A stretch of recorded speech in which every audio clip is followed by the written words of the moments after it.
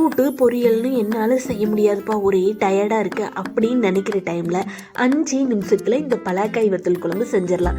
செய்யலாமா? வாங்க. Hi guys, welcome to Nirali life style.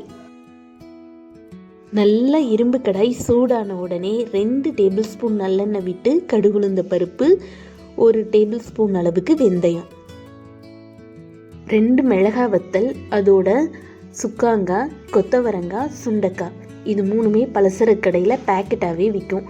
உங்களுக்கு ஃப்ரீயான டைம் நீங்கள் பர்ச்சேஸ் பண்ண போகிறப்ப இந்த மாதிரி வாங்கி வச்சுக்கோங்க. இதுக்கு முழுசாக சின்ன வெங்காயம் போட்டிங்கன்னா இன்னும் சூப்பராக இருக்கும். நான் பெரிய வெங்காயத்தை தான் சாப் பண்ணி சேர்த்துருக்கேன்.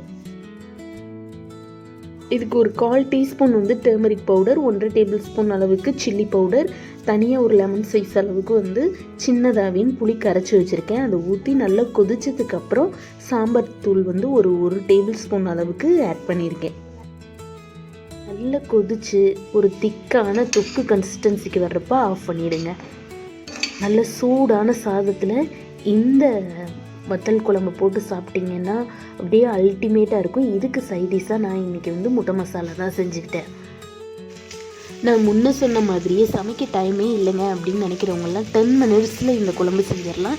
நம்ம சேனலில் இதே மாதிரி வெள்ளைப்பூடு குழம்பு, மிளகாய் வத்தல் குழம்பு இது எல்லாமே ஷார்ட்ஸாக போட்டிருக்கேன். உங்களுக்கு வேணும்னா டிஸ்கிரிப்ஷனில் லிங்க் ஆட் பண்ணுறேன், செக் பண்ணி பாருங்கள். ஓகே கைஸ், இந்த ரெசிபி உங்களுக்கு பிடிச்சிருந்துச்சுன்னா மறக்காமல் நிராலி லைஃப் ஸ்டைலை சப்ஸ்கிரைப் பண்ணிக்கோங்க, இன்ஸ்டாகிராம்லேயும் ஃபாலோ பண்ணிக்கோங்க. இதே மாதிரி ஒரு சூப்பரான வீடியோவில் பார்க்கலாம். பாய்.